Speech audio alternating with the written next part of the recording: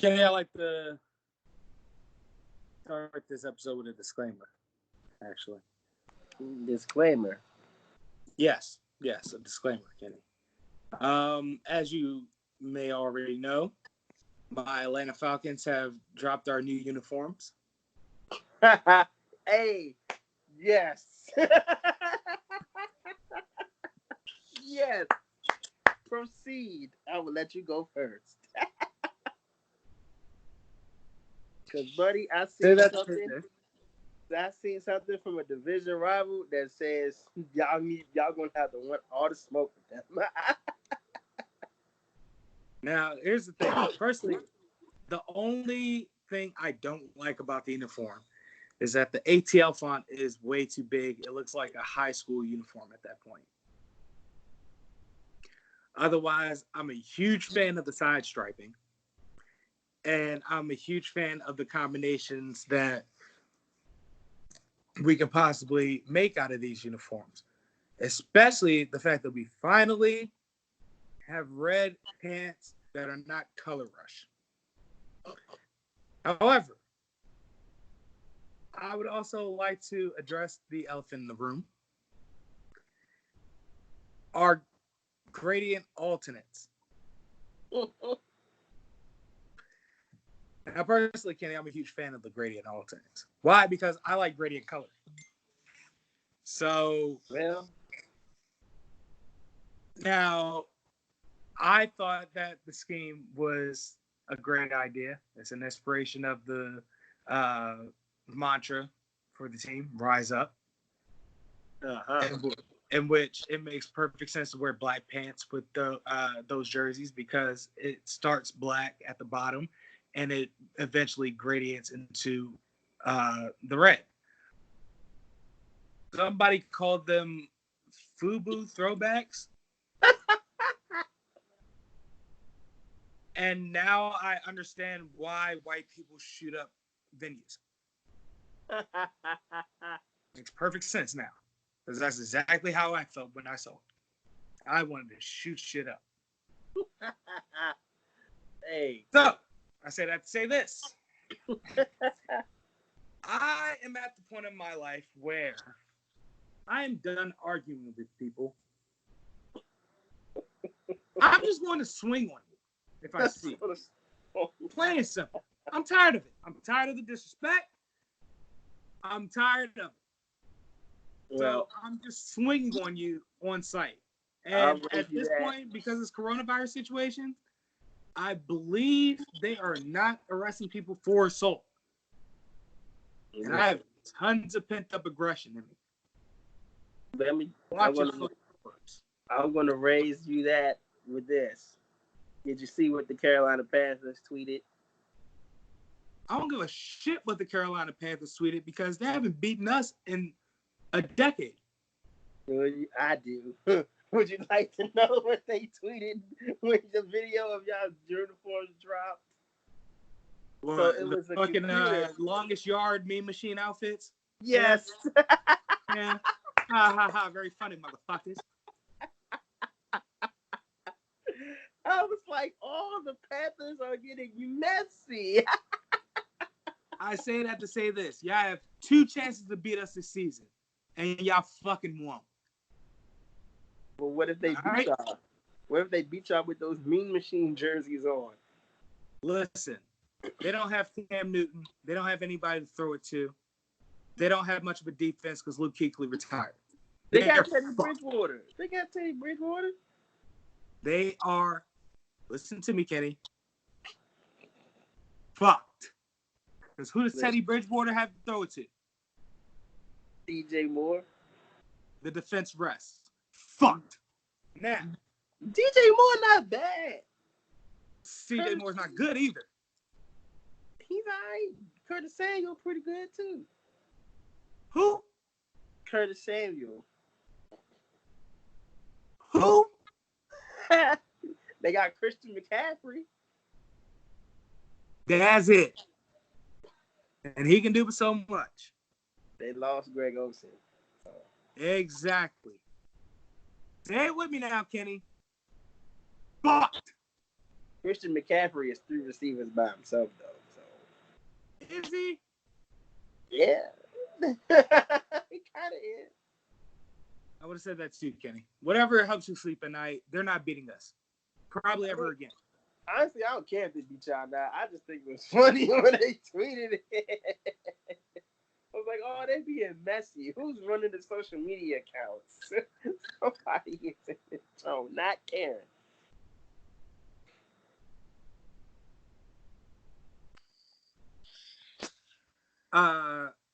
However, on another note, I had just read earlier that fucking the XFL folded again because of coronavirus. Coronavirus! Yeah. Fuck! Coronavirus! Shit is real. That as a drop. Yes. My good buddy Kristopher Owens. You're Affectionately call him Ducky. good times. Chris, welcome to the show. Coronavirus? Thank you for having me. Not a problem at all. It's a pleasure. Yeah. I've just finished my disclaimer regarding my Falcons' new uniforms. The meme machine, baby. Meme machine. In which, at this point, I am lobbying fate. Meme We're machine. talking about some FUBU ass jerseys, though. You said what? Talking about them FUBU jerseys. Oh my, you too. You too. Gotta call a spade, Yeah. bro. Yes, I'm talking about the FUBU jerseys. God damn it! All right, It looks I good, like though. it. It's alive. You know what I'm saying? I like It it. makes me think of like the DTLR store in the Lake Forest Mall. You feel me? Oh, okay, all right. That's enough. Hey, yo. All That you is need is a enough. jingle. All they need is a jingle like Shoe City. Oh You're no, in listen. my city. I Relax. said you We're not said. I rebuke that. T-shirts, sweatshirts. They're wearing boots. No, listen, those commercials were hitting though. All right. Hey, Listen. yo. That is so funny. It's facts. Downtown locker room, baby. Let's go. There's a smile on my face, but it's not funny. All right. Hey, yo. Somebody said the Falcons. Somebody said the Falcons with the matter. Serious. Somebody said the Falcons with the Jimmy Jazz to get their designs for their jersey. No, they didn't. That was you. No. That's enough. God damn, boy. You done went to I've Jimmy spoken. Jazz to find a design. God damn it. All right. Somebody said your jersey shaped like the Jimmy Jazz hoodies with the red, black stripes.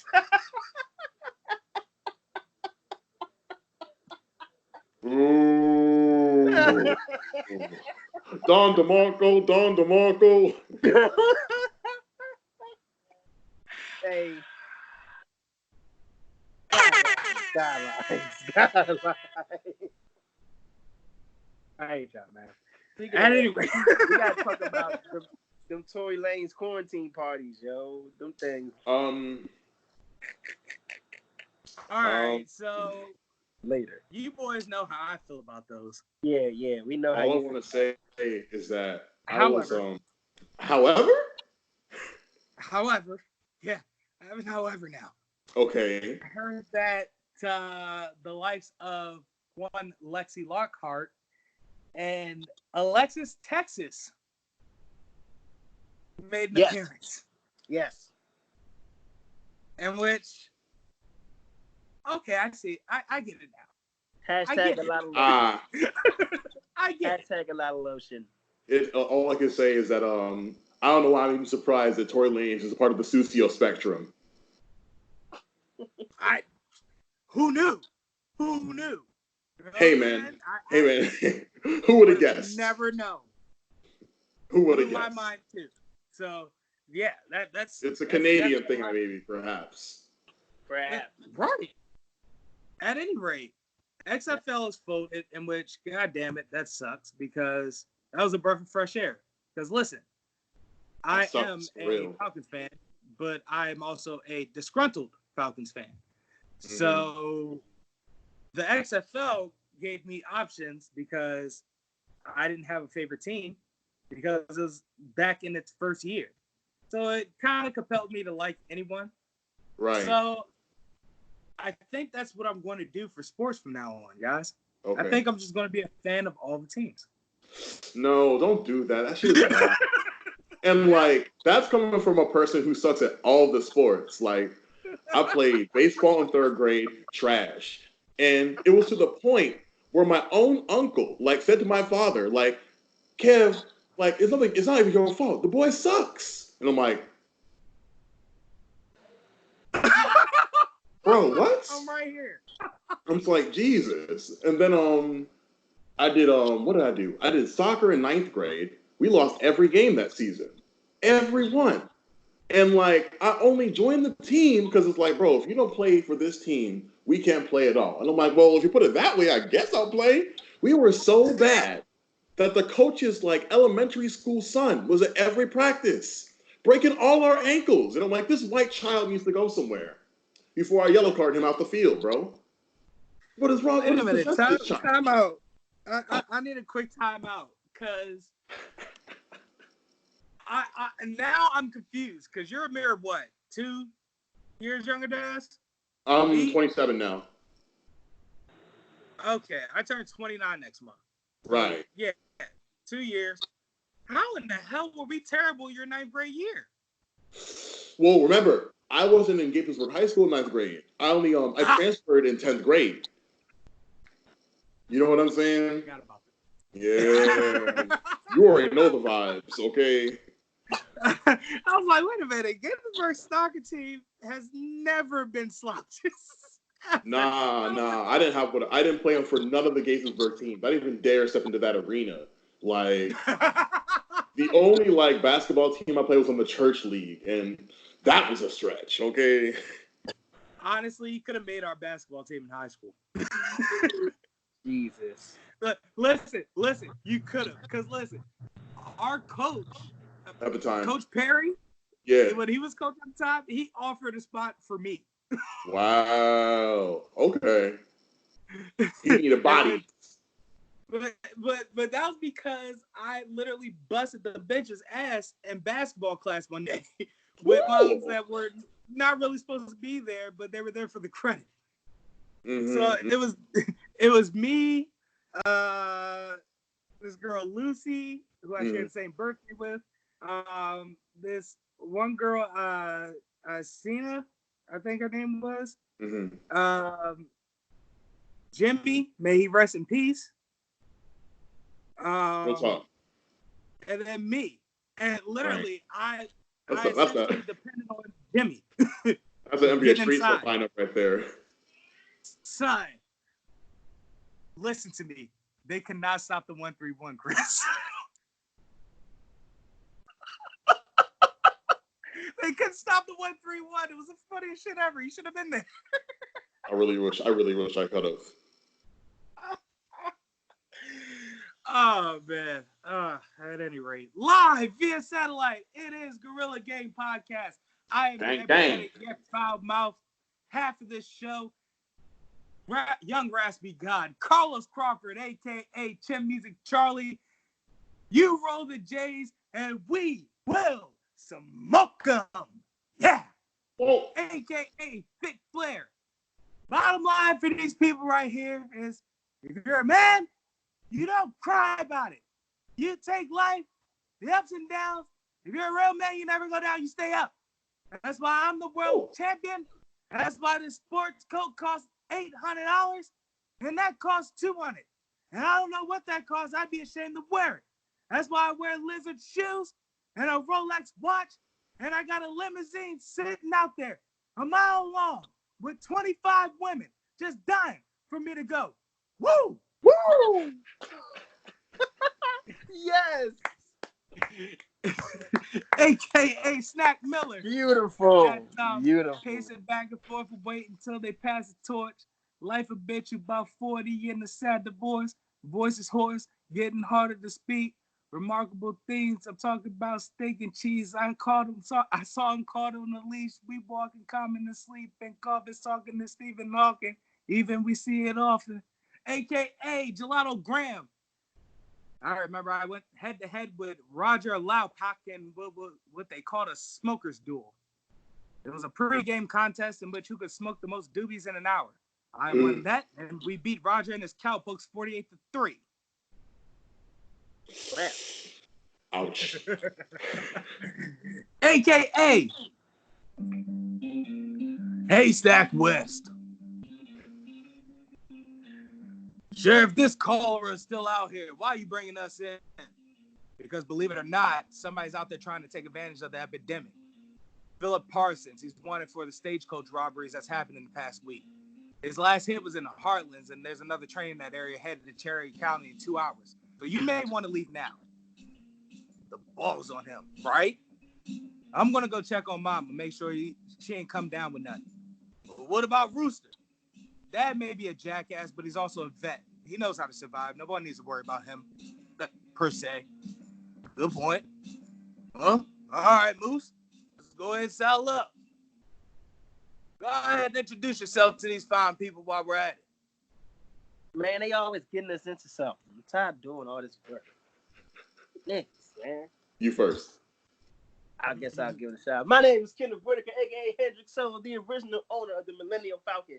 That's right, Calrissian. Got you right where I want you. No! He did it! He did it! Oh, yeah. And just like Han, make your ass suffer. And... Oh, shit. Here we go again. Goddamn Han Solo references. We're going to keep it going because that's my greatest accomplishment until I kill Calrissian. AKA the last Black Jedi. I do or do not. There is no try. Like you try me, I keep my pit hand strong, Lord.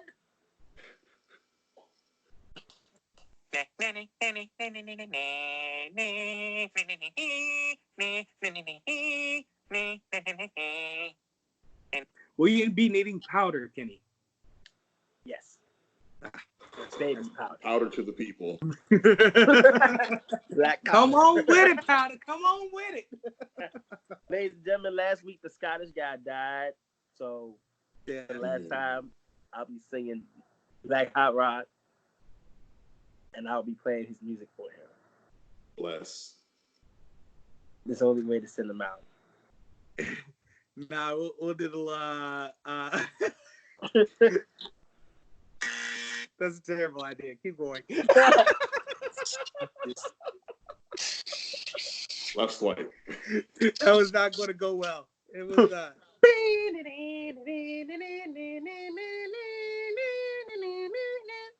Rest in peace to the Black Hot Rod Goat. You know what? Fuck it. I'm going to say it. You know when they play bagpipes at funerals and shit? Yeah. That's all. Oh. And because the Black Hot Rod has died, a.k.a. Ball Barkley is here looking for Shaquille O'Neal to get 40 points, 50 points, 60 points of Krispy Kreme donuts. Nobody knows what the hell you're talking about, Ball. You first talking about 50 points. Now you're talking about Krispy Kreme donuts. Stick to one subject. Shaq, you don't need to talk about that goddamn Shaq soda you got. You're always in a commercial.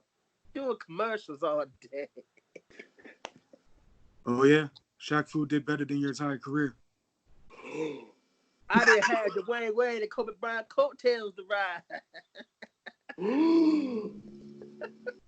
I won those MVPs in L.A. What are you talking about, Jeff? Kobe Bryant and Dwayne Wade. I can't even keep a straight face. That man Charles Barkley said on live TV, listen, I never done crack in my life. But I imagine this is what it'd be like, a hot Krispy Kreme donut. I'm sorry? Oh, you ain't hear him say that before? No. Nah. This was before Shaq was on there. And he was like, listen, I never done Good crack reason. in my life. But I imagine this was like, when you see that hot light on Krispy Kreme, Done. I imagine that's what crack is like. Shaq would have lit him up. Yeah. I'll send you the link to the video. Oh, I need that. I need that in my life. Yeah, please. When we're done with this, please send the link to us. Please, I beg of I will you. send that to you. AKA Mr. Go Slick Vodka.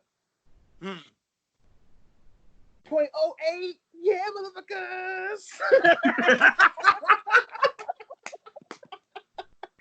Hey, yo, I was that joint on last night, dog? Super bad is a classic. You know I watched the rest of it like I do when I tune in the 8 Gangsters. Yeah. Yeah, I'm tired. Oh, man. Give me the next one, Kenny. Whoa. You call time out? Whoa. Hold on. Oh, that's Hold on. Hey. what? Yeah, don't worry about it. Where was I at? Okay.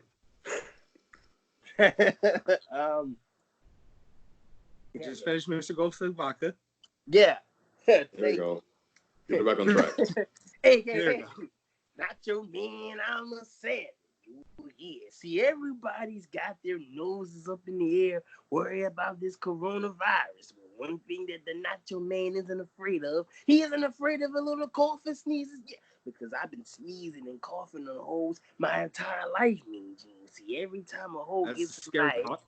I have to kill with the germs so they don't understand that the Nacho Man is not for playplay. Because Mean Gene, hoes always got ulterior motives. Yeah.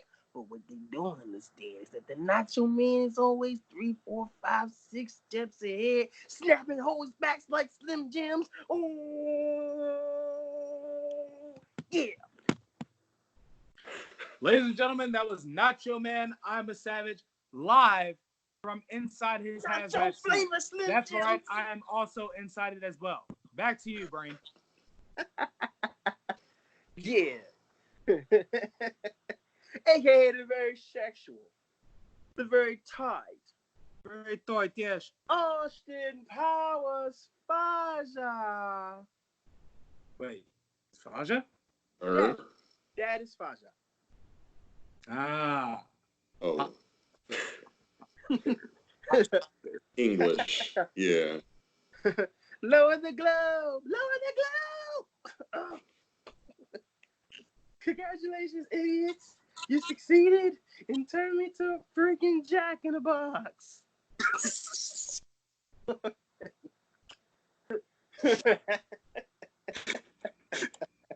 Go on with it. Go on with it. I know you're not done. Release the meteor! Release the meteor! Oh! No way!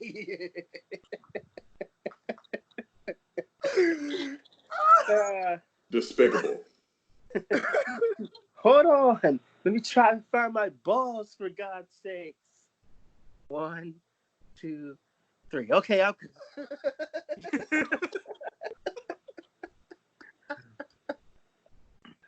Oh. Oh, no. I know what time it is. Ducky doesn't, but I do. AKA the one and only Bill Cosby. Yeah. Buckle up, Ducky. Relax. One Buckle thing up. you must remember is whenever it's time to hit a bar, the sound of success must always be looming. I'm so sorry. Oh, whenever Oh my you hear Christ. the sound of success, Bill Cosby has accomplished his goal. I am not proud of this at all. So whenever I see Janice Dickerson sleep her head around the Cosby Manor, I always remember that she may have been a victim of the sound of success.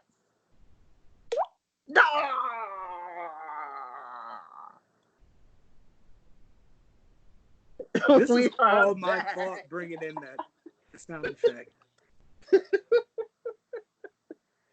I'm not proud of this at all. Burn in hell, William. When I get there, I'll curb stomp you myself.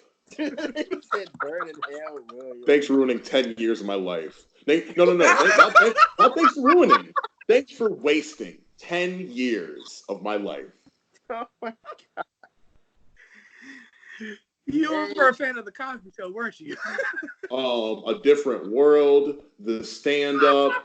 Well, no, you don't have to worry about Different World. Cosby ain't touched that. That was. But he was the executive producer, though, fam. Sure was.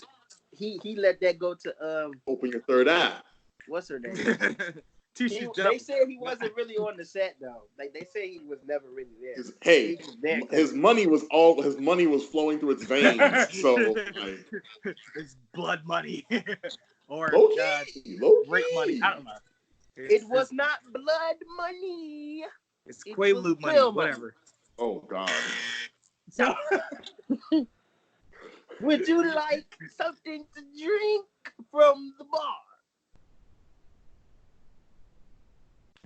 Yes or no? Absolutely not. If you say no, I'm going to hand you one anyway, and you're going to hear the sound of success.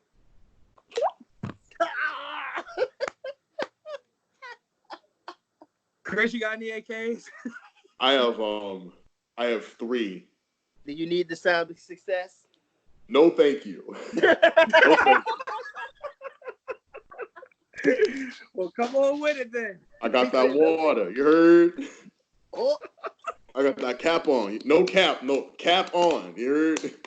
Cap on. I'm capping. You heard? Okay, no. I don't like caps on my water. Let me stop. I'm dying. I'm hurting. Like, I wish for the release of death. Nah, but like I've done 86 episodes this podcast. I don't. I just told it this. That's why you love me. You read Eric Bischoff's book. Controversy Creates Cash.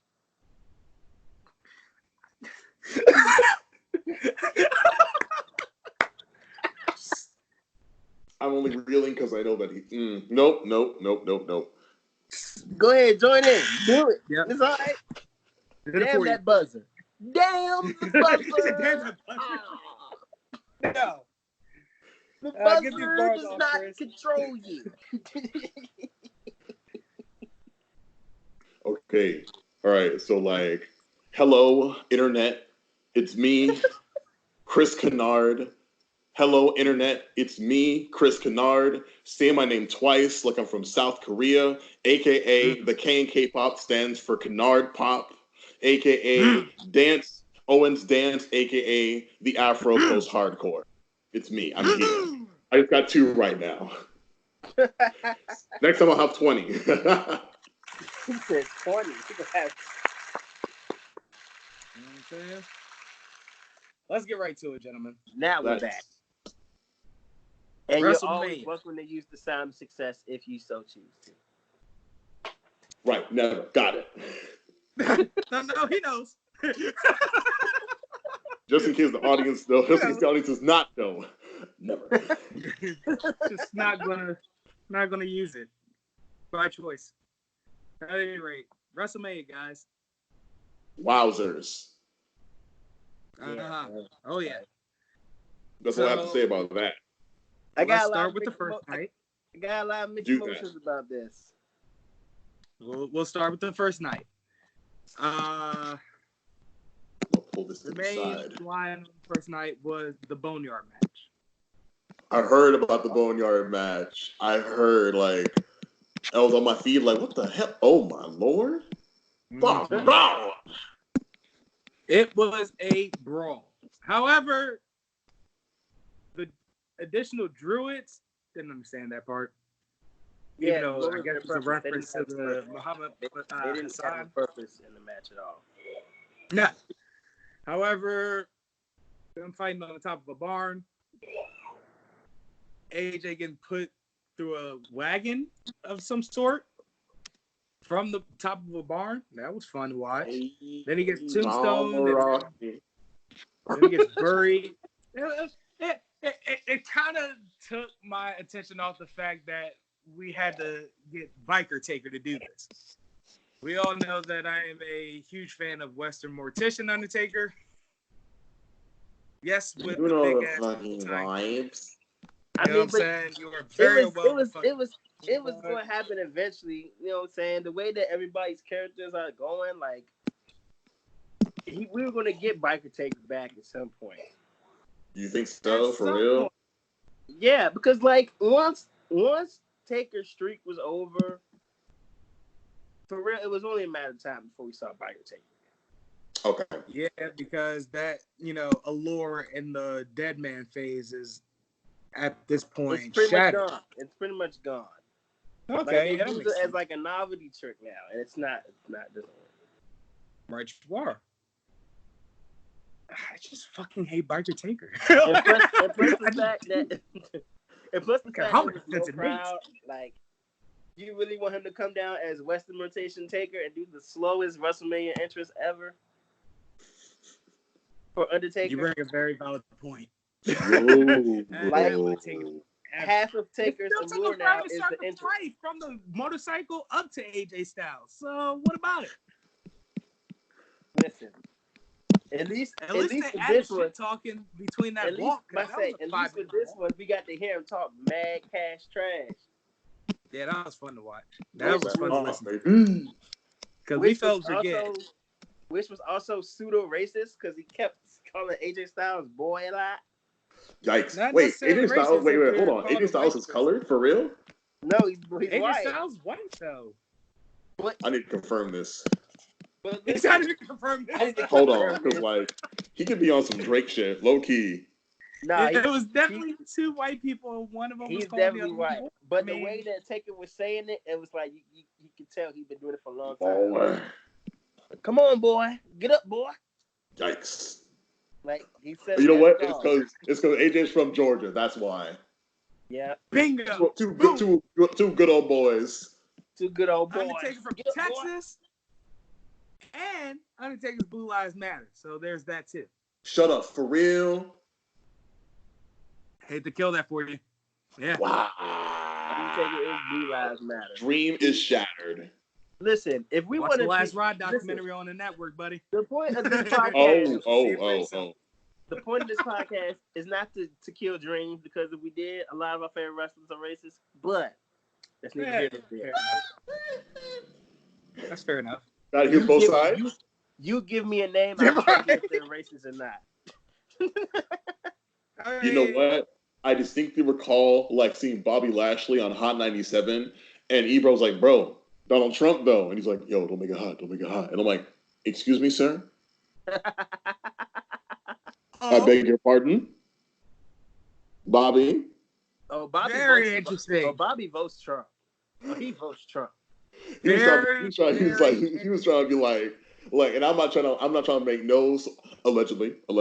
You know, I'm not trying to listen. I'm not trying to get sued or I want to put his cause on voted me, for Trump, but just like none of that. You don't care nothing about that. Because he was ducking that question, and I'm just like I know you're trying to get paid, homeboy, but like you're Bobby fucking Lashley. You know what I mean? Like you can find work. Question like Barry Hold Sanders on now. behind the line of scrimmage. Bobby Lashley don't hold as much weight as, say, John Cena, or even Randy Orton, or I'll even go out on a limb and say Titus O'Neil. These are faces of the company. Bobby Lashley merely just came back for the nostalgia, and he's still here for some reason. What nostalgia? He don't have any. Wearing a headband. Remember the black guy didn't say shit? Yeah, that guy. That guy. Yeah, he didn't really say nothing. He had no like he didn't like even have a look per se. He was like, "Oh, we got a bald black guy for y'all. You're welcome." Diversity. For being honest, Bobby Lashley is a created black version of Brock Lesnar. With 100. And all the attributes haven't been tampered with yet. Bobby Lashley is your creative player on default. 100. Bingo. Thank you. There it is. I told There you. it is. Yep. We finally figured that out. I'm trying to banter a bit because I can't remember what else happened in the first night. And the first night wasn't that bad of a night. Goldberg lost to Braun Strowman first night. Yes, I heard did about happen. In 2 minutes, Now, right? Imagine, you remember SmackDown Here Comes the Pain, Chris? I think I do. Remember where you could like put all of the specials all the way up and you could start the match with specials? That's exactly how that shit went down. That's bonkers. Goldberg utilized all of his specials. And He Braun used all had his to use specials up. all of 3. I think was Alexa Bliss and Nikki Cross the first night? Yes, it was. And Who won that match? Kabuki Warriors. Yeah, which I'm Alexa upset Bliss and about. Nikki Cross. They won that. Yeah, they're now the women's tag team champions. And from the look of things, as of the Monday, WrestleMania Monday, they're no longer a team, the Kabuki Warriors. Well, that's what happened. Asuka stepped out to her own music. That's why I say that. Okay. Yeah, that's what happened. That was going to happen. It was time for that. It was a good run, though. It was a good run, but Nothing gold can stay. Yeah, exactly. You know what I'm saying? All good things, they come to an end. I personally can't wait to see Io Shirai make a come up in that main roster, and which possibly we could see some, Joshi nostalgia from those 3. That's what I'd like to see. You know what I'm saying? However, what else happened? Let's go to night 2. Oh, okay. Get rest of night 1. That triple tag match was night 1. The ladder match. Was that night 1? Sick. No, that was night 2. Last night 2. Okay. That was night 2. Night 2 then. Because I remember vaguely watching, and then I looked up all of a sudden, was like, John Morrison's in that match. So,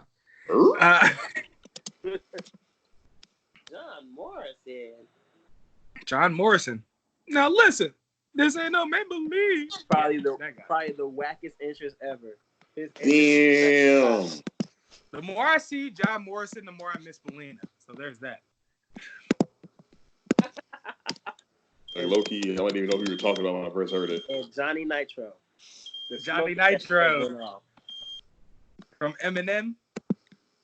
You remember Eminem? Oh. They were those fake A-list actors and whatnot. They come out to the little paparazzi. Right. Yeah. I know And exactly what you mean now. Splits. Yeah. I know exactly what you mean now. Yeah, those are the times, dog. I'm telling you. High school days, golly. Here's the thing, right? I watched the Ruthless Aggression documentary on the network, and it made me go, this is not the era I recall. And they made it sound so good, but in reality, like how it started, it was like once the Attitude Era was effectively over around 2001, they were trying to like rebuild and everything, re-up. It was just slow and stale for a certain period of time. And then that's when they actually started kicking things into gear. I had stopped watching wrestling for about a year or 2 until that started happening, until I started like paying attention to it again. So that was the time frame in which, things were going slow. Once they actually started, once they did the draft, and they finally established, who were the big names in the shows. Yeah. That's when it made me go, all right, well, maybe I could tune back in. Meanwhile, Paul Heyman was turning SmackDown into the A show. And that's why I really started drawing into the shit. That's neither here nor there. Second night, we definitely got to talk about the Funhouse match. Go to my notes. It was a mind fuck. He said, "Where's my notes?" Low key, like I'm on CBS Sports. Like, let me make sure I know what the heck is going on here, because I really just saw like the highlights. I feel you on that. Yeah, because your boy is not paying for no kind of television in 2020. You heard? I respect the hell out of that. So I respect it. Wifey wants a couch, so I gotta save them coins. You feel me? So, what happens in the match, right? It's not really a match or a traditional one by standard. John Cena goes and makes his entrance or whatever, and the screen kind of like, makes an effect. He winds up in the funhouse. So one of the funhouse characters is like, Bray went that way, the Fiend went that way. So he opens the door, and next thing you know, John Cena is 2002 John Cena. Ruthless aggression. That guy. Yeah. So ruthless Bray Wyatt aggression. That bad haircut. That haircut. He should have cut his hair or something. Or did something with his hair. It made the outfit look ridiculous. I understand, but Bray pretty much exposes it as John Cena is saying himself that was like one of his biggest mistakes in his career. Wow. As far as his debut he goes. said that. He came out and was like, "This is his biggest failure." So Bray Wyatt takes that and exposes the hell out of it. So whenever John Cena would say ruthless aggression, he'd go for the punch. Bray Wyatt would duck it. And which John Cena would be forced to replay it over and over again. Then he knocks him into another scene where it's like a throwback of Saturday night's main event. So basically, the message was that John Cena bought into this man's like new hope, fascination with muscleheads being the face of the company. New hope. And at that point, when he did buy into it, his ego got too big. So they did that in the form of bicep curls. And when he was doing the bicep curls, he started to go in until his arms got too tired. So then they kicked him in the word life Cena. All right. Now here's where that was the Cena that I got introduced to when I really got like into wrestling for real. You know what I mean? This is the Cena that we all like, to be honest. Yes. Because keep in mind, this is also the same. This is the same John Cena that got a chance to slap Stephanie McMahon's ass. You remember that shit? Moving on. Yeah. Hey, there's some dirt on Stephanie, doggy. Like Macho Man, but we'll get into that another time. So.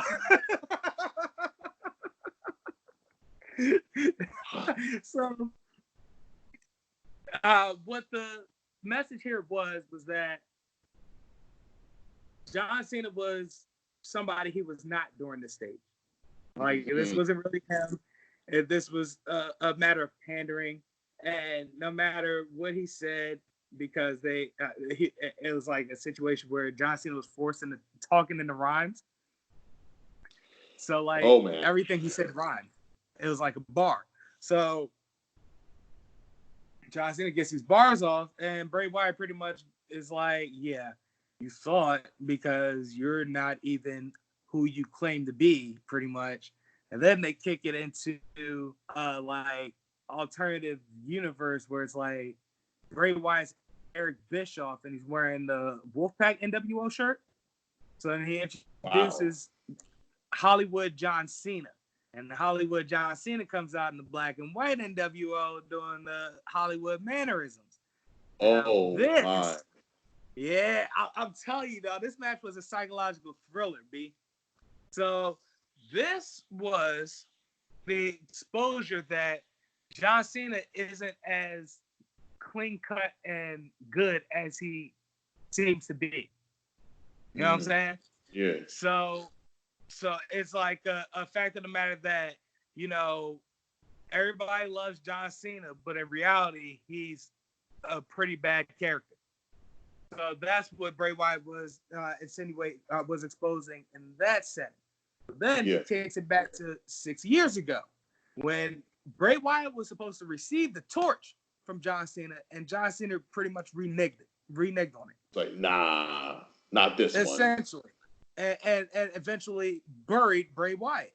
So we get to a pivotal moment in that rivalry where Bray Wyatt drops to his knees and, like, you know, does a little, like, you know, I'm ready to take anything that comes to me. So John Cena, he passes Cena a chair and he goes, there's only one way you can finish this. So John Cena goes to swing the chair to finish the job, and Bray Wyatt disappears. Nice. Ends up in the corner and sets him up for the Sister Abigail, in which John Cena reverses, and then it, like, you know, kicks to another spot where Bray Wyatt disappears again, and it comes back as the Fiend, and Mandible claws the shit out of John Cena to where Bray Wyatt, in like a little like alternative like camera angle, he like goes 1, 2, 3. Los, can you hear me? Can you yeah, where are you? I can hear you too. Yeah, bro. It's a lot going on over here. I'm not leaving or nothing. I'm just letting you know we might just have to make it straight video because I got like smoke alarms in the background of Audacity. I thought I heard that. Yelling and all kind of stuff happening. So, just keep going. Keep going with your analysis. That's all I got right now. Okay. Business as usual then. Got it. All right. Okay. So if I mute in and out, that's why. Right. No, duly noted. So, yeah, that's how it ends. So it left Titus O'Neil, who ended up taking over as host of WrestleMania after Rob Gronkowski won the 24/7 championship. Yeah, that happened. I saw that on Twitter. I'm like, huh? Yeah, How? Rob Gronkowski is your WWE 24/7 champion. Okay. Fuck it, why not, right? Sure, why not? It's 2020. All bets are off. Essentially. So after that, Titus O'Neil filled in as host to open up that match, to present that match. And at the end of the match, he just stood there like, what did I just watch?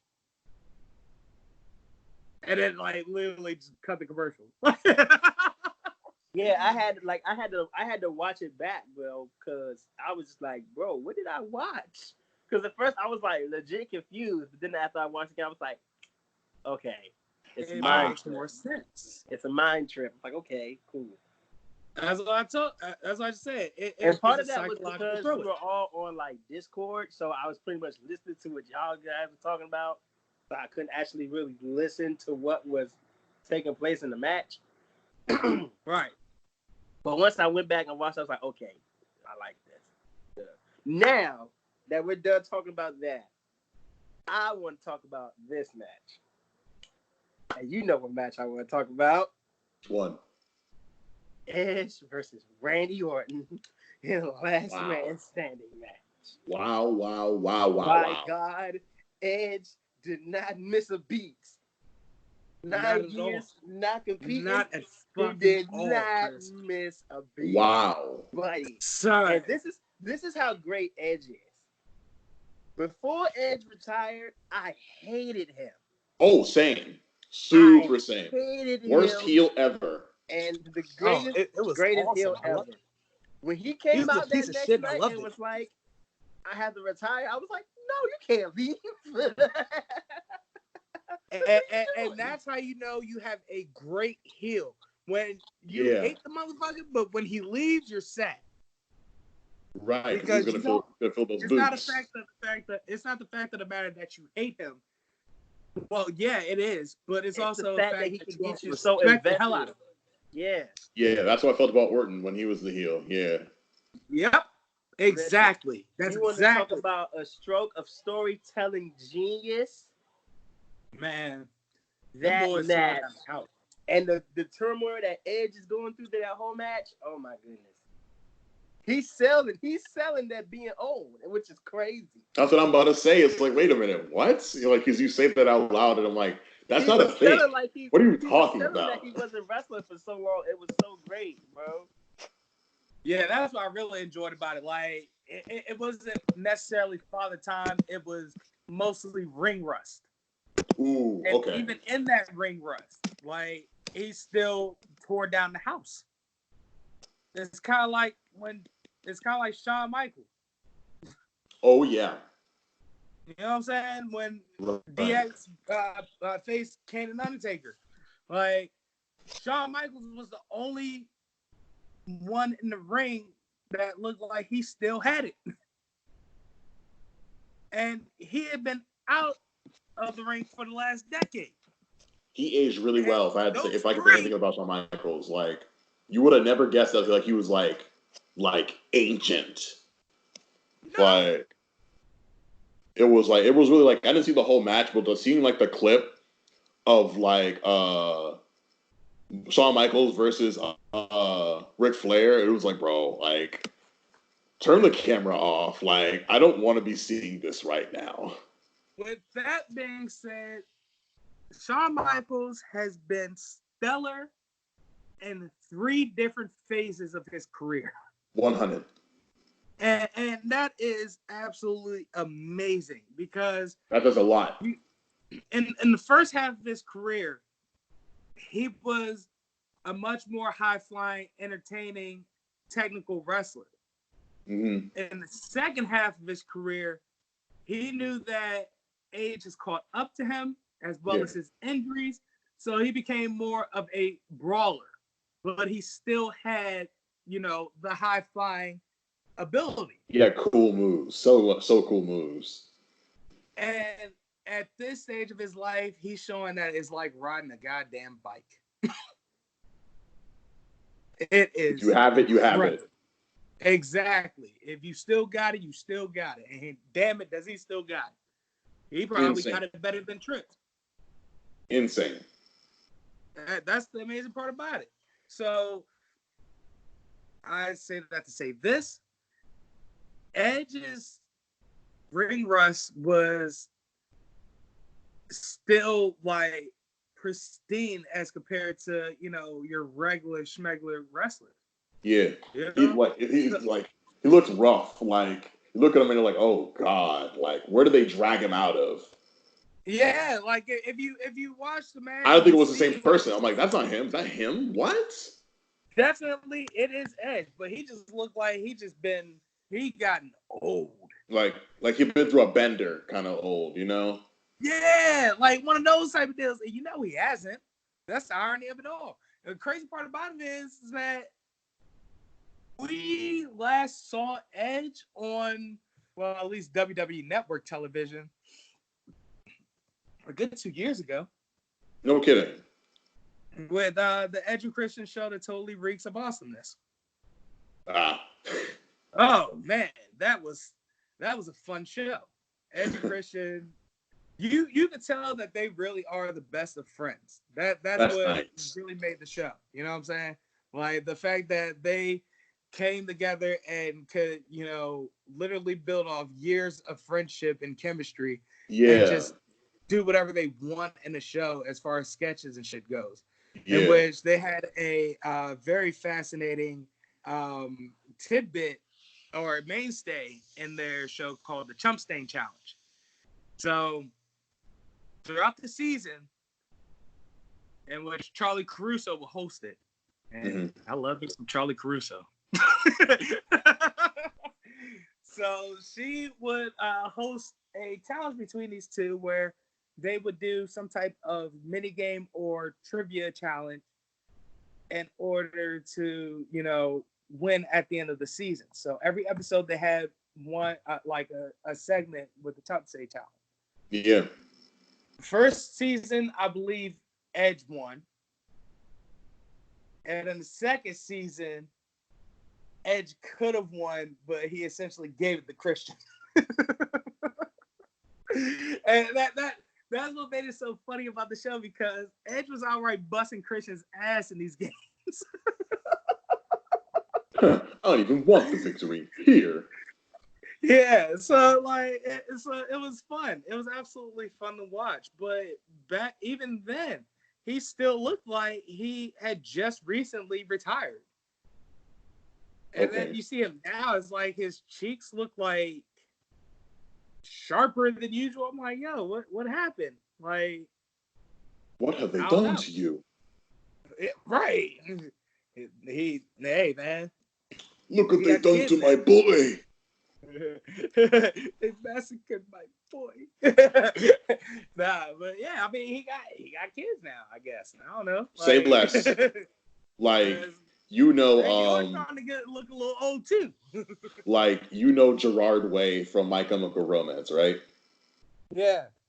Like, when they announced that they were getting back together and they played one show before, like, the pandemic, like, everyone's like, yo, Gerard got fat. And I'm like, where y'all been? Like, when the band broke up, he went back to, like, his artist career. He was just, like, writing comic books for DC and whatever. And he would appear at all, like, the Comic-Cons. And, like, yeah, he's fat now because, like, he's a full-time pop. Like, he got a baby girl at home. And, like, he doesn't go on the road all the time. And he's probably smoking a lot less cigarettes. So his body's just like, ugh, exactly. Relax. Eventually, you start to grow that dad bod. Like, you got kids now. You're not touring anymore. You're not going out to record anymore. The most you're doing is going out for conventions, in which those are still merely like occasional, like once a month at the most. And you're just sitting there doing nothing most of the time. So like you're talking, you're signing things, like, taking pictures. Done. Exactly. Instead of like parading around the stage, playing an instrument possibly, or like rocking the mic. So yeah, eventually you're gonna get fat. like when kids enter the picture, it's like you can kiss that body goodbye. For real, for real. It is what it is. That's I guess it comes with the job. You feel me? And like people who have seen like Way when he was on tour full time, as opposed to him like in full dad mode, he looked happier than ever. You know what I'm saying? And like that's all like because like when he was like when they came up, he looked pitiful. Like he didn't look well. You know what I mean? Exactly. And he was saying to the press like, I'll probably figure this out at some point. And like post breakup, it's like, oh, he figured it out. Yep. And maybe that's what it was. Maybe that's honestly, like I follow both him and his wife on Twitter, and I'm like, oh, like they're like he finally found what he was looking for after all these years. Hey man, that is a beautiful goddamn thing. 100%. Like, and I love seeing that like on like from like the retired wrestlers even. It's just like even seeing like Cena on Jesus and Mero, he's just like I'm just happy to be like I'm just like cool to be like still doing stuff at this point. Because he's like, no one paid me to be here, but like people want to see me, so here I am. And it's like, you know what I'm saying? It speaks for itself. You know what I mean? That's why you got D&M recording the show at home. Exactly. I want me to come out and in public and stuff, and then y'all want to judge me on how I look. Get the fuck out of here! Like it's been years, first and foremost. Second of all, I've grown up and I'm no longer in a bad place in my life. And if that's the body that comes with it, so be it.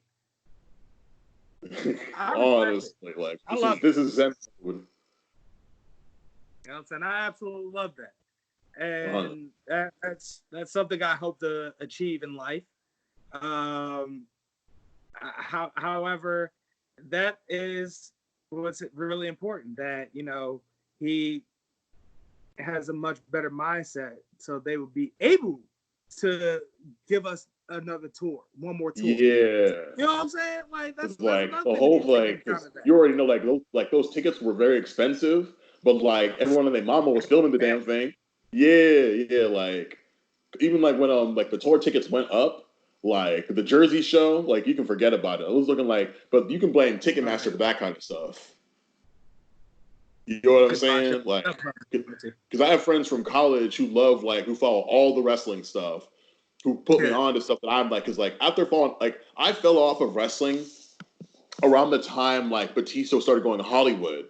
So like I'd see headlines and such on social media, and I'm like, wait, such and such isn't wrestling anymore? Oh, wait, such and such is still wrestling? And they'd like tweet me, they text me like, yo, here's what you've missed in the years you've been away. And like, they were like, before the pandemic, because they're originally like hockey fans and such. And like, oh, we're trying to like hit every like hockey stadium while like we can still like afford to travel. And then I'm like, I can only imagine how much that's going to cost just because like, again, the Ticketmaster, like, just, like, gouging all the prices. Right. Because this year, they were going to go to WrestleMania. But they're like, oh, COVID-19 happens, so I guess we gotta eat that. And I'm like, bro. They had bought the tickets? Yeah. Ooh. Yeah. Oh. Yeah, that's God. gosh. Guys, I think I'm having a heart attack. Oh, God. Yeah, I texted them, like, you know when you had to, like, check on your friends? Because, like, you've seen those posts where it's like, oh, like, extroverts, checking your introverted friends, or introverts, checking your extroverted friends. Like, check on your wrestling friends. They're not doing well right now. Son. Oh, no. No, they're not. You know what? They brought That's WrestleMania tickets. They're not doing well at all. That's why I'm fortunate enough to say that I am an introvert. Because if that shit would have happened to me, I honestly don't know what I'd do. You'd be in mourning.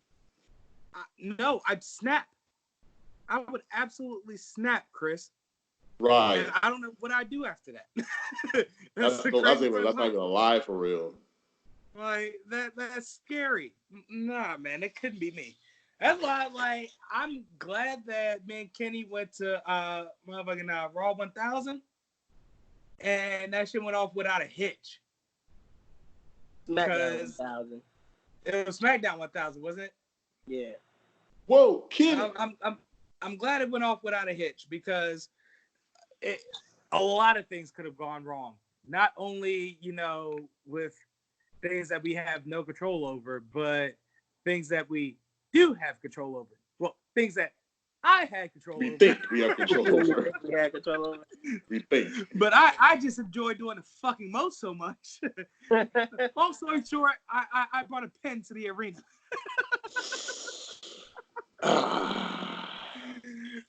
Like, bro. Oh, Well, brother. I got as hell before I stepped in that show. Wow, how would you bring? Spent half of the show just in Smack City. Then we were in we were in this dope ass crowd section, dog. We were right by the ramp, yo. Yeah.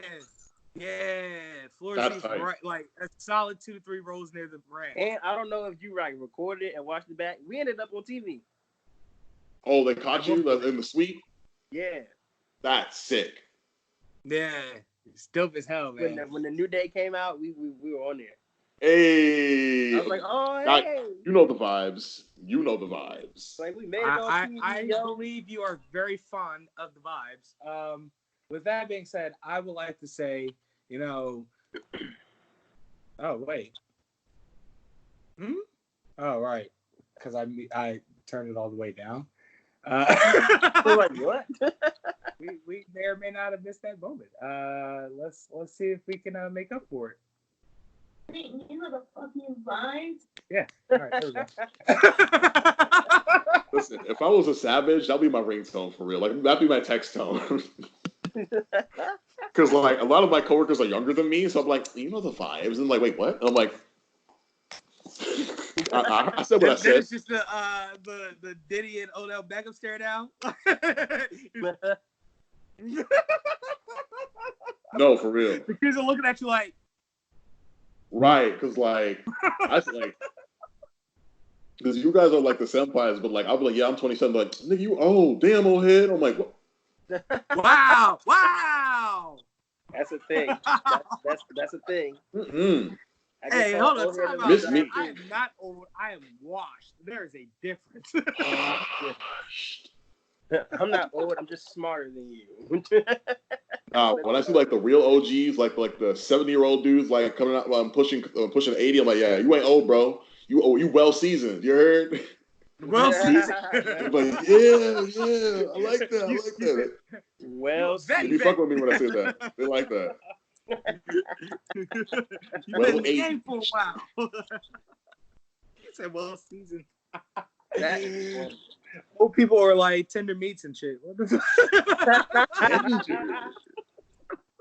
And I think we found the name of the episode.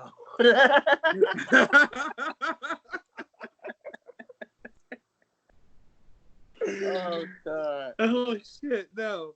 That's. But yeah, I mean, all in all, like WrestleMania this year, because of the coronavirus situation, the fact they had to do an empty arena, and now we understand the importance of having an audience. I give it a B, not a B plus, A minus. It was solid. They had to dig deep in their bag to do different things. Yeah. And that's what I enjoyed about it, because it actually landed. 100.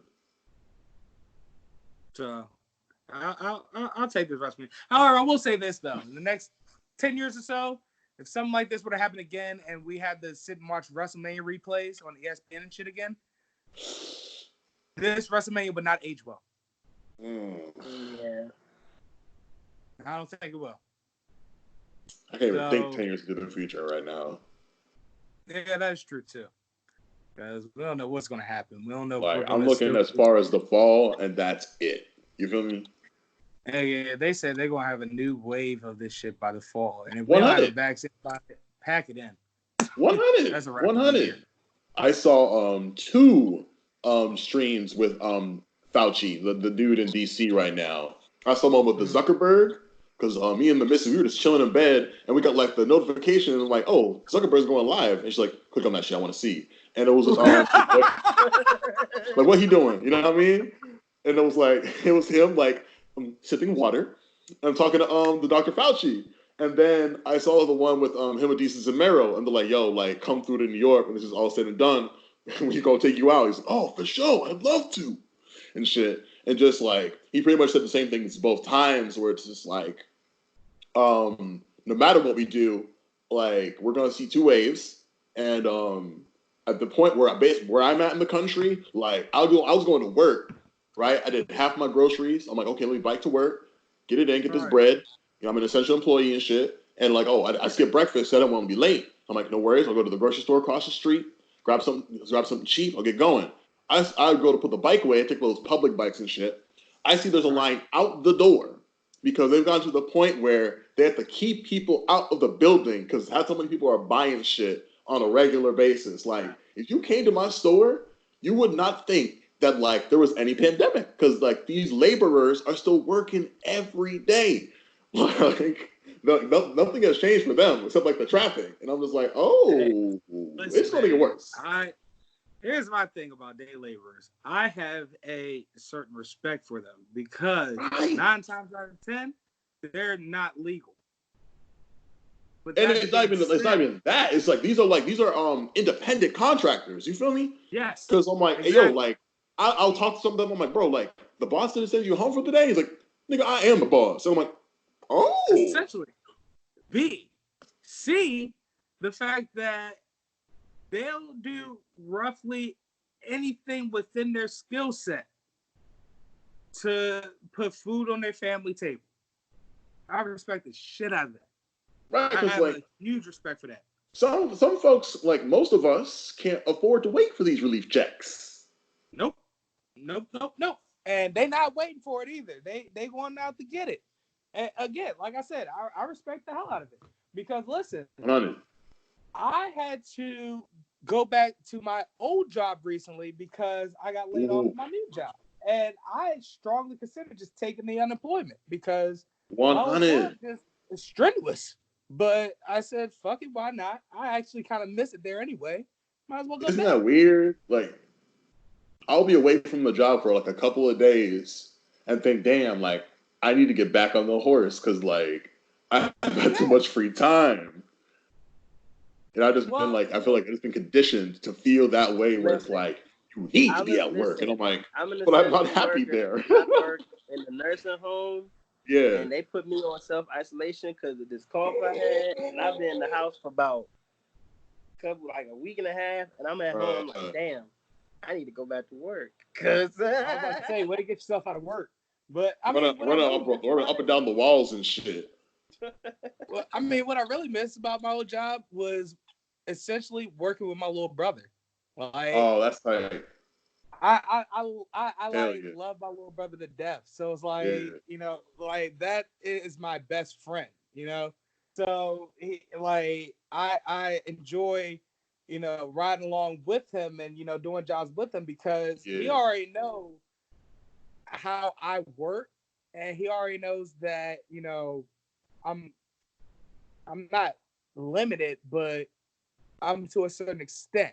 So a lot of the things that I can't do, he can.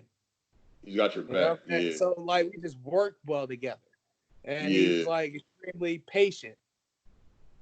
So like I just absolutely enjoy working with my younger brother, and not only that, but the rest of my coworkers are all fucking characters, including management. My boss is a character, Chris. Wow. Yes, my boss cool as shit. I wish. Like, so it's like, yeah, the hours are long as hell because it's not a unforgiving work, huh? Yeah, it's a you come in at, you know, a certain point in the morning, crack of the dawn. Yes, and then you work until A, your schedule is done, and there's B, no more add-on jobs because we do same-day services. Right. You know, I could be done as late as, and this has happened before, I've gotten in the house around midnight before. Oh, no. Yeah. That's overkill. That's not overtime. That's overkill. It could be like that sometimes. And that's what really bothers me about the job. For real. Yeah, but like I said, that's what really bothered me about the job initially. But now that I've like been on the other side of the fence. Yeah, exactly. Like, because I did a little stint working in insurance, but I wasn't licensed yet. That's why I got laid off. So, got you. Okay. However, learning about insurance, my God, it is a monster. Yeah, my mom sells life insurance, and she's like, "You need to get a life insurance policy." And like, that's what I paid today. I paid the gas, the electric, and the insurance premium because, like, not to get all morbid, but like, my business is like attached to that. So she is absolutely anything right. sideways occur. You feel me? Exactly. So yeah, no, she was definitely right. But my thing is that it was hard to study all of it because a lot of the things, because you have to know it, learn it all in order to pass the exam. When you pass the exam, however, you know, they teach you within the confines of the company what they need you to do for real.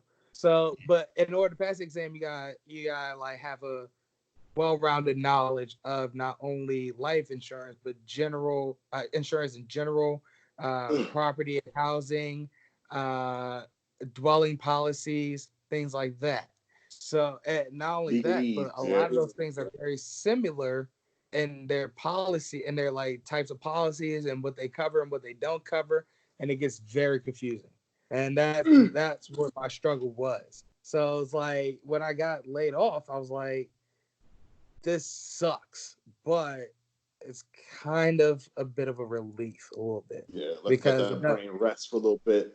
Exactly. I'm not putting pressure on myself to pass this test or anything like that, or like the idea of failure is not creeping up on me constantly or anything of that sort. And I can just go back to lifting shit up and putting shit down, and it's comfortable to me now. I see. Yeah. You know what I'm saying? So like, there's a silver lining in this epidemic, if we're being honest. Low key, me and the missus, like, we went for like we took a bike ride like down a back alley, so no one would see us, no coppers, no millicent bystanders, so we're not passing them, no 6 feet of social distancing and all that. And it's just like, bro, like, it's like you're like, I'm thankful my back don't hurt, because she was in an industry where like you're picking up dogs and like sometimes they don't like being picked up and they'll bite you. And it's like, you know, you imagine picking up a package that has teeth and claws, and it's just like thrashing around your hands, and it's just like they're gonna yell at you if something happens to their child, and it's like, hey, yo, why is your child trying to rip out my throat? Exactly. Riddle me that. Not the move. It's like, you did not train your child. This child is a canine, sir. Man. Right. Like, we sat for a dog for 6 months. This thing was like, yay big. But if we're in the same room together, she's biting my hand. And I'm like, yo, Lily, like, I could throw you across the room like a football. Like, what is this disrespect? It's like, in the calm of the evening, you're sitting on my feet, like licking my toes and shit. I thought we was cool. But now I'm like, trying to rip off my digits here. Like, yo, the disrespect. You can go in your cage. Parts of you, bro. I'm going off camera for reasons, but I'm still here, so I'm listening.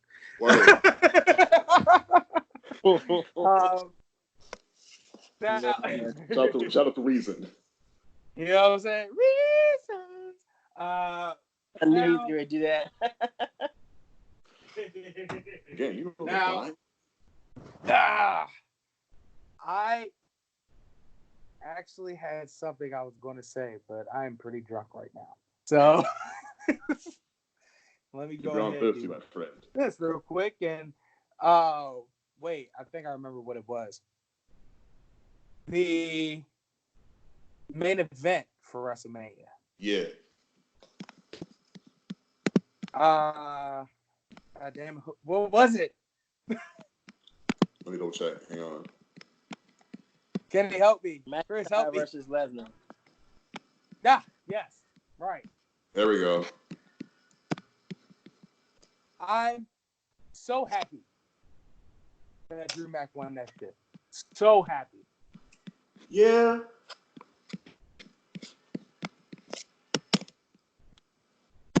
I don't know, bro. I got mixed feelings about this too. Not that I'm not happy that McIntyre won, but he kind of squashed Lesnar a bit.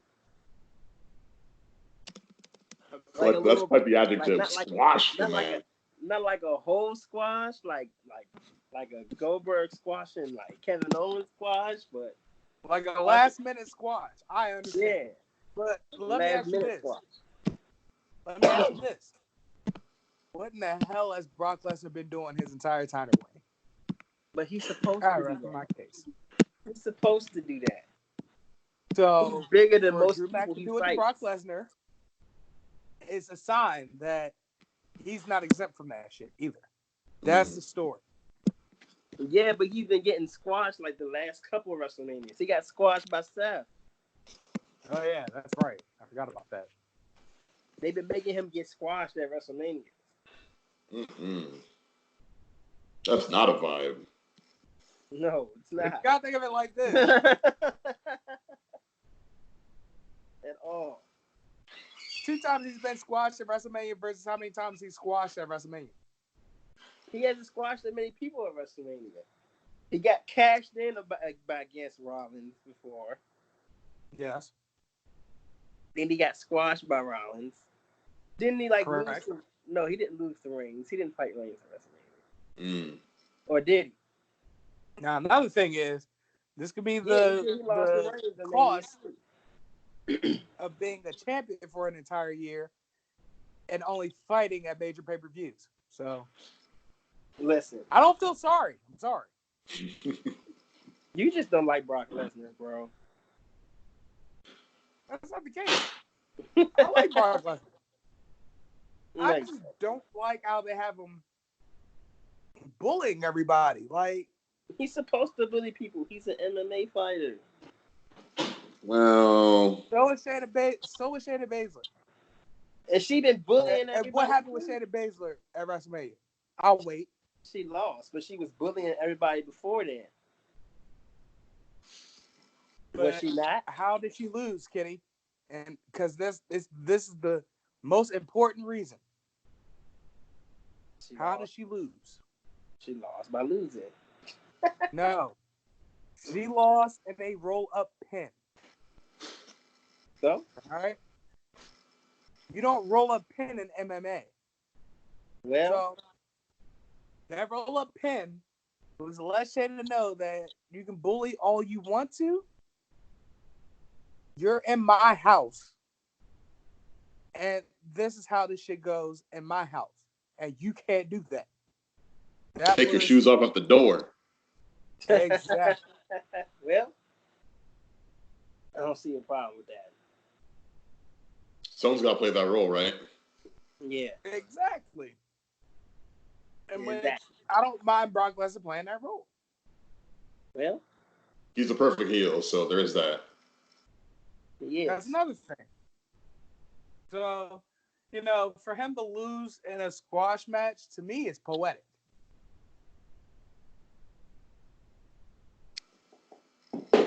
Difference of Because he opinion. spends all year squashing motherfuckers. So, here's what it is. Man, it's a However, Kumba. Let him keep squashing people. That's what he should do. Wash them away. I will say this. That match probably should have been longer. Yeah, I heard it was mad short. Yeah, it was relatively short, but because it had to be a squash match. If Brock Lesnar was actually putting on solid matches throughout his title reigns, we could have a long WrestleMania match. But seeing as how Brock Lesnar bullies his opponents during SummerSlam, during the Royal Rumble, during Survivor Series, it makes absolutely perfect sense that you wash his ass on the grandest stage of them all, because he spent the entire time squashing motherfuckers thinking that he can get away with it full stop, only to get his shit stopped in his tracks when it really matters the most. Damn. Mm-hmm. Kind of like Eli Manning thwarting Tom Brady in the Super Bowl. Makes sense now. So yeah, like I said, it was good because, for lack of better words, we're bored. Yeah, it's like you gave us something, so you know what I'm saying. We accept that, but if this was a regular WrestleMania, mothers be like, "Yo, that shit sucked." Like if there was no virus going around, if there was actually a crowd and such, they would have demanded blood. Yeah, bingo. You know what I'm saying? So that's why we have mixed feelings about this year. Yeah, because of the circumstance. Man, I'm drunk.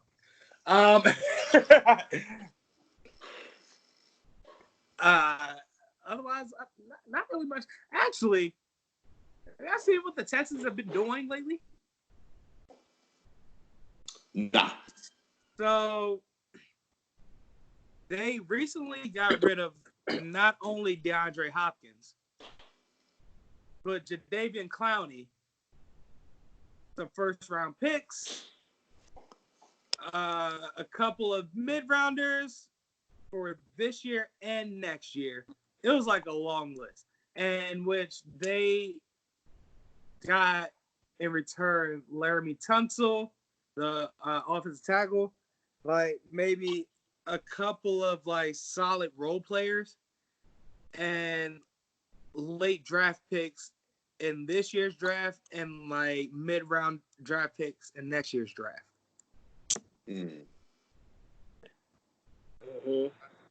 I looked at the because they had the list of transactions on Twitter or whatever. It was like a picture of it.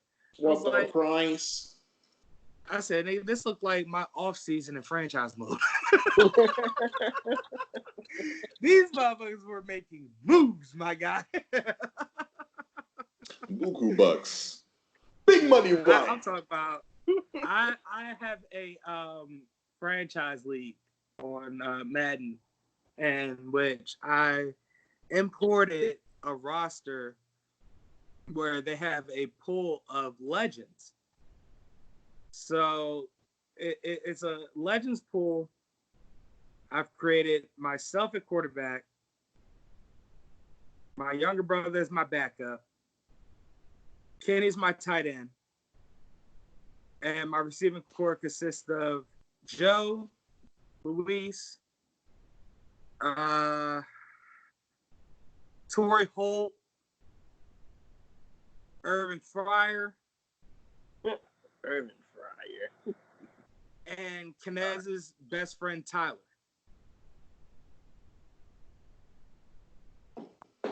Hey, yo, real quick.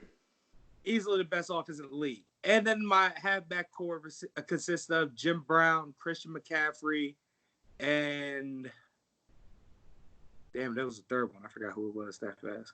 But anyway, what were you saying? Real talk, real lovey-dovey mushy shit. I gotta go read to my girl. She better go pass out.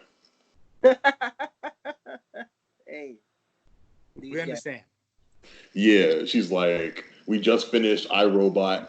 Perfect book, by the way. If you're on some real brain expanding shit. iRobot by Isaac Asimov is fucking perfect. We recently repicked up in the movie. Oh, they should have made the entire book into a Netflix series. It's that good. Shit. But we picked. I'm listening because I say the same thing about Red Dead Redemption 2. It should be a Netflix series. I would watch the shit out of that. No, but we picked up with we really liked Series of Unfortunate Events, and they Netflixed that up, and it's maybe Neil Patrick Harris wasn't the best choice for Count Olaf. Why undo all the good that Jim Carrey did? But we're wait, let's take a look at these books again, because as a kid couldn't read Harry Potter, but I could read the shit out of Series of Unfortunate Events. Kids should not have been reading that book. It was so traumatic. I was a Hardy Boys kid. I loved Mystery. Real recognize real. Hardy Boys, That's Sherlock. hard. Oh, I am a No pun intended. Sherlock. That's hard. Hell yes. AC Doyle is one of my favorite authors. Yeah, so I'm gonna get I just got back from the job. I'm gonna eat some supper and probably drink some tea. I gotta come back next time. Next time this is happening, I gotta be here. So I told you, man, it's fun. Hell yeah. To all the listeners, you better comment, and fucking subscribe. You know it's good for you. You know the fucking vibes. Yeah. Absolutely. We all gotta come up. Listen, yeah. Vice, give my boys a check, man. What the fuck? That's what I'm trying to do. I'm trying to also bring people that want to come up with us, in one way or another. If they're special guests on the show, people now know who you are, and if you have anything you want to promote, boom, by extension.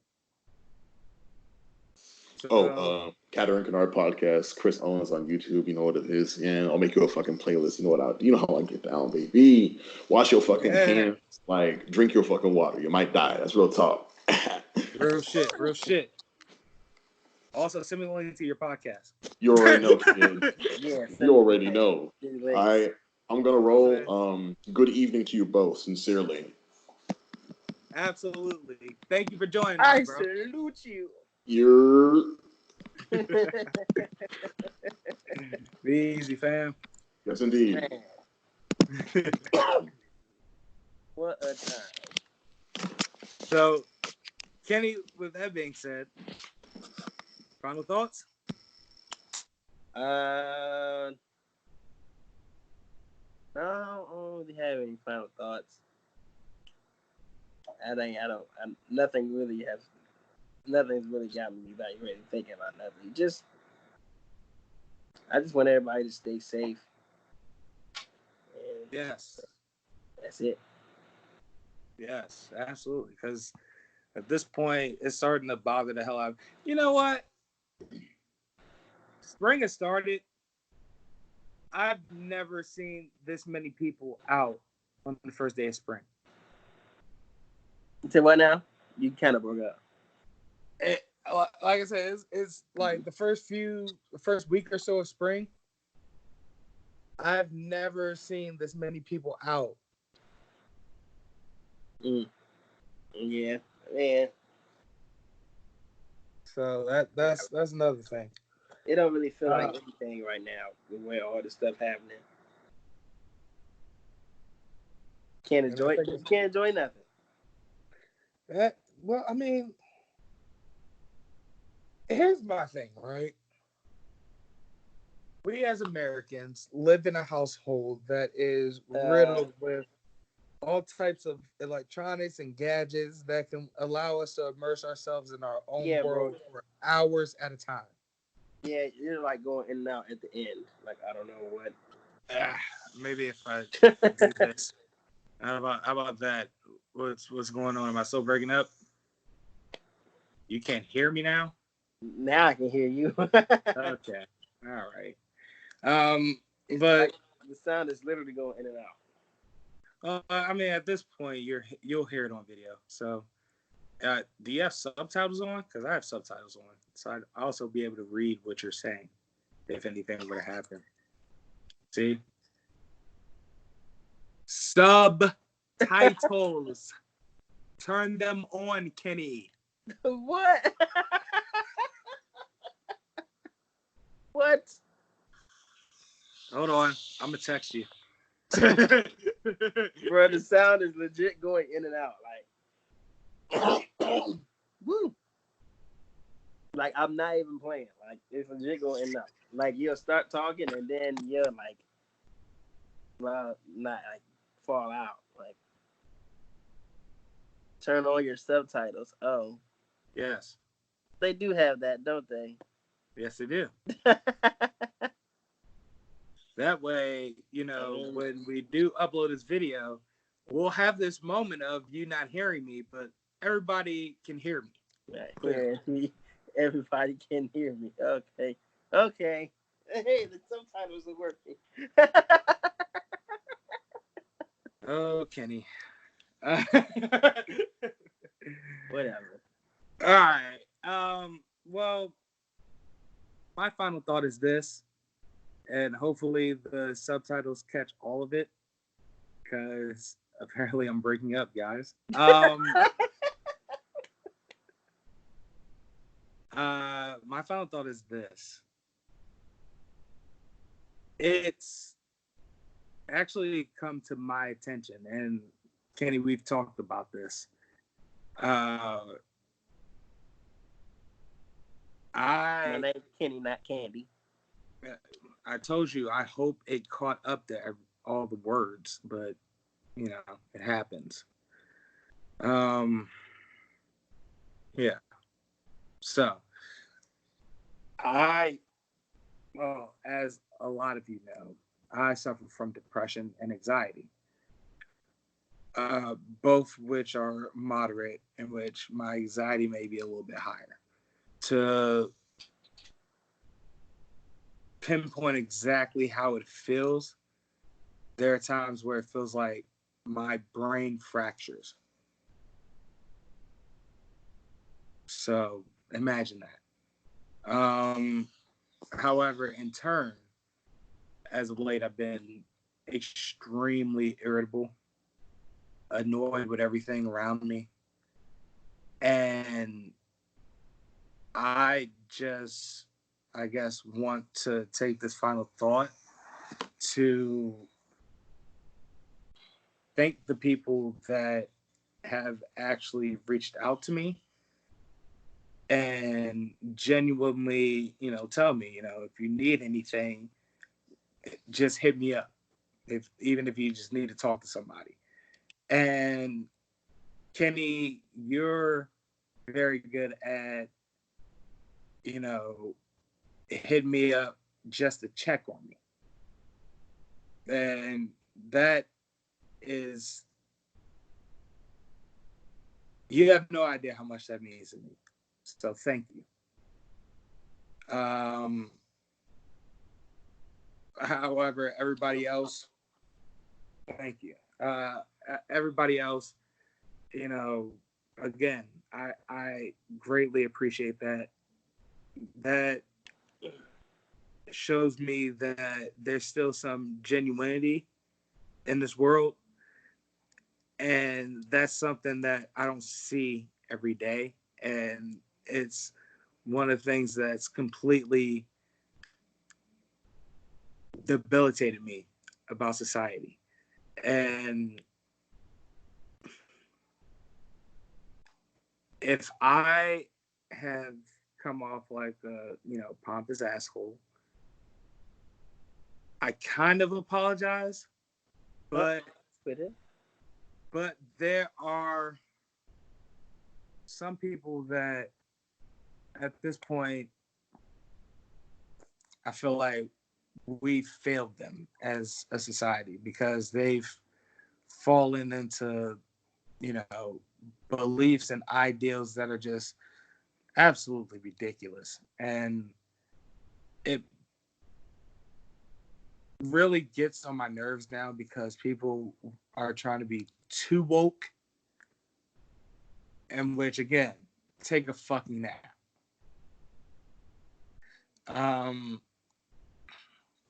But again, I want to give a special shout out to those that have hit me up, actually concerned and just let me know that I'm here. And the reason why I say that is because I try not to be a burden to anyone. So that's why I'm so inconsistent in, keeping in touch with people. And Facebook and Twitter is my way of keeping in touch with people one way or another. But again, thank you all, and we need more people like you in this world. Bring it on home, King. All right. As the subtitles catch up, it says "Bring It Home, Care." My name is Kenny, but my name is Kenneth Whitaker, aka Hendrick Soul, original owner Millennial Falcon. Just staring at Calrissian, thinking about the world as it is now, trying to keep a move on.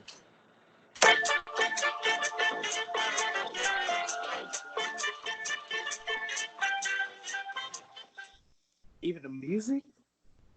Yeah. It's not even hitting the same. So I'm just gonna get through these. No extra stuff. AKA the Black Hot Rod, AKA Bald Barkley. We'll be doing that more next week. AKA Nacho Man, I'm a Savage, AKA the very sexual, the very tight Austin Powers Faja. Is Faja? That is Faja. Pop there. AKA the one and only Bill Cosby.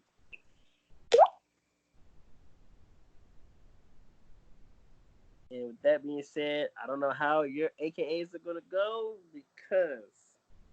Well, again, the video is going to capture it all. I hope. We hope.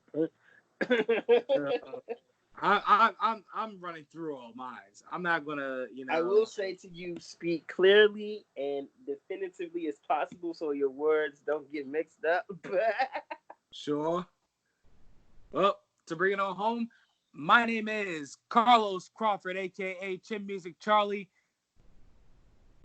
Vince really had me team up with God to fight him in shame, and it was just a spotlight, like the disrespect.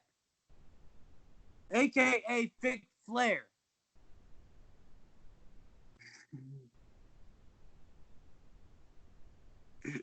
When you get on Shake Mountain, it'll be like this.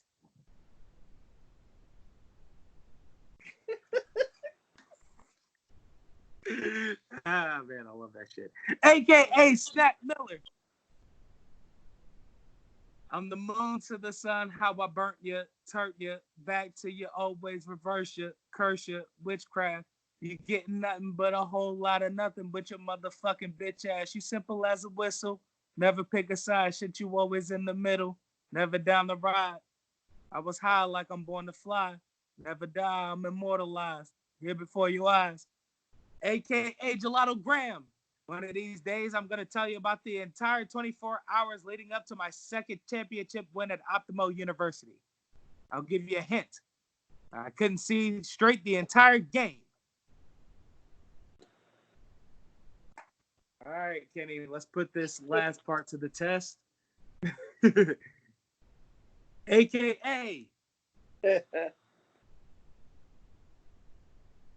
Wait, do that shit again. There we go. AKA A-Stack West. So, this should be fun because everyone's in goddamn masks.